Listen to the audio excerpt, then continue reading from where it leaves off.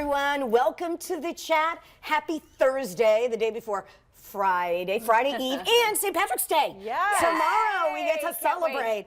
I tried to celebrate today with a Shamrock Shake, but the shake machine was broken. What? Oh, That's you were not denied. right. I was denied. Denied. I think it's actually a sign from the universe. I've had a lot of Shamrock Shakes since that because I love them, and I think the universe finally said you need to stop.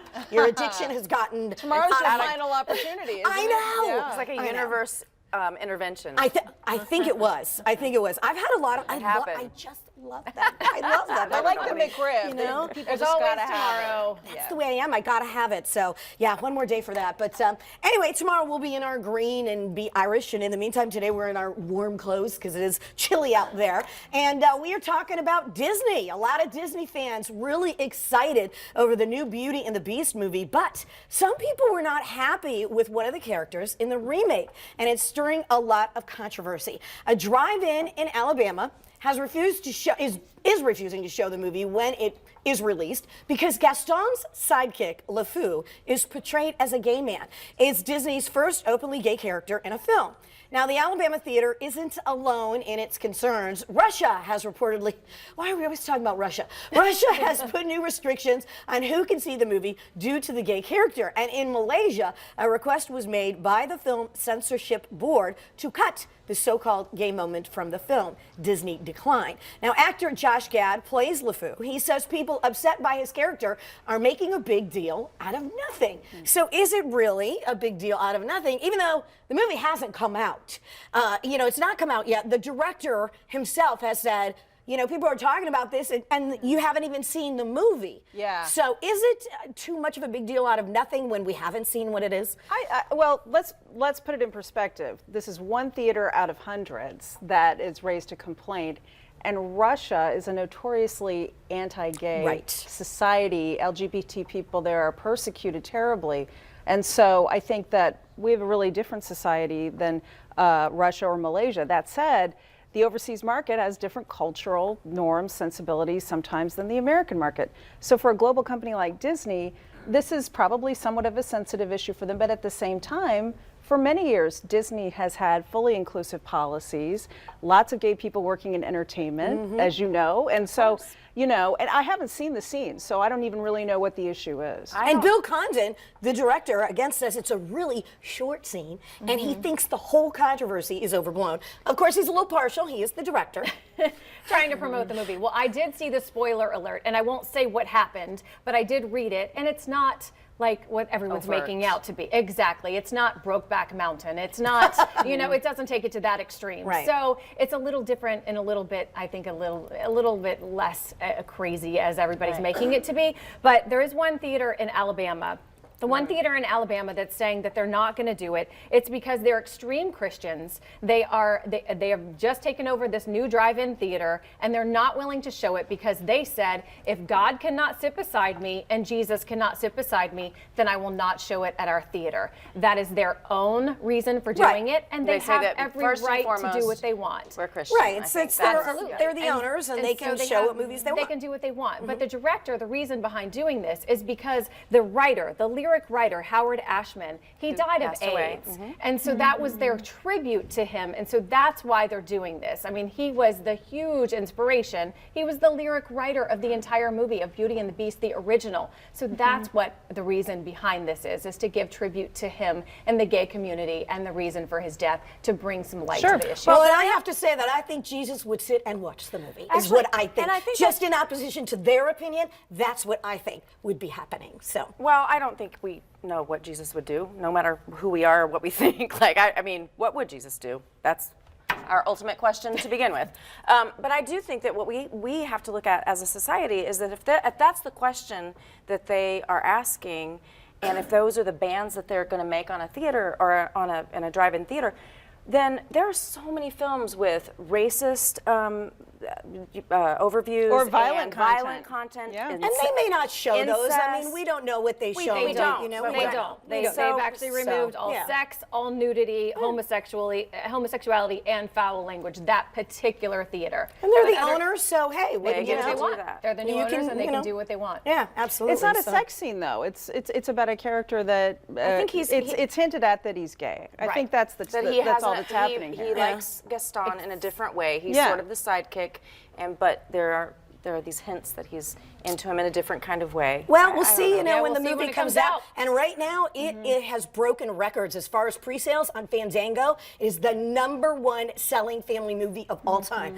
The pre-sales numbers are just phenomenal. So far, you know, I don't think this controversy is going to hurt him.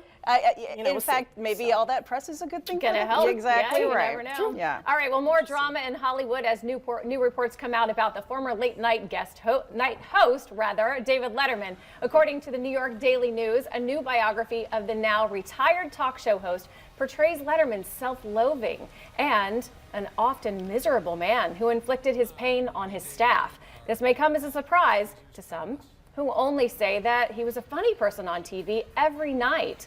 So, Leanza, we know that you know.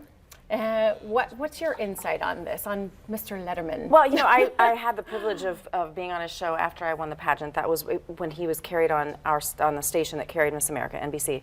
And so we always made an appearance on his late night show. And I will say that all of these allegations, in my opinion, and what I experienced are very true. Really? That he was not kind to his staff. He was not kind to the people around him. He wasn't kind to his guests outside of being on stage with us. Okay, so what did you see him or hear him do? Well, I'll tell you, the first thing that I was told in the very beginning when I first got to the set or to the studio was when we announced that he's coming down the hallway, everybody goes in their rooms, nobody's allowed to be outside. He comes down the hallway by himself. Really? It's a whole big fanfare of his own. And even on the set, when we would go to commercial break, I had like maybe 2 segments with him, and during a commercial break, he literally would, and I hope I don't squeak when I do this, but he would turn his chair to the guest, like so I'm back there. Yeah. He turned his back on you. Turn his back, and there would always be somebody that he would be talking to, whether it's Right. so it wasn't like I'm just turning my. There was always Right. something to do. Right. But you know, Just I'm not sitting very there nice going, guy, okay, sure. and waiting for 2.5 minutes. So it was very unkind, and I did see him get a little harsh with a couple people, and he just was like he wasn't that fun-loving Dave Letterman. But what I gather from other people who've worked on his staff is exactly what we're talking about here, is that there was so much self-loathing, which then manifests into this And how he egomaniacal treated attitude. others. Why is anyone surprised? I mean, it's the oldest cliche in the world that, and we have a comedian coming on later, I'm sure. He's a very fun, happy person. However, a lot of comedians can be pretty dark, Oh, yeah. miserable people. But don't they say, isn't there And- some saying that comedy comes from pain or some, Of some course, kind of, and it's not DeLay's going to come out here and he's going to gonna- start throwing things at us. I know. But it's not surprising. These can be really dark people. And, No, they can. Lots of angst. And a lot of inner torment. And I think it's And he seems honestly, like that. He and does his seem like his that. staff, his crew never leaked on him. They never sold him out. What a professional group at Worldwide That Tent. is true. Now, But for that's- all these you would years, think they that they never would've. ratted him out, and they probably wish they could have if he was as awful as they're now saying. Don't you think they would have? Don't you think if he was that bad, that there would have been more that would have come out? No. That you don't think so? Here are my thoughts Why on do you that. think it's because He's they the signed king of late NDAs? night. Yeah, but And here you also- want to be on his show if you're a star. That's right. And Right, if that's you aren't true. a star, you want to be working for him. If you're in New York, you Well, want but that what if you late night left? show. What if you left his employ? But and think about the I'm timing sure of you all of signed- this. I'm This sure you was- signed something the saying you NDA. can't. But you also this is prior to the time of all of our social media craze.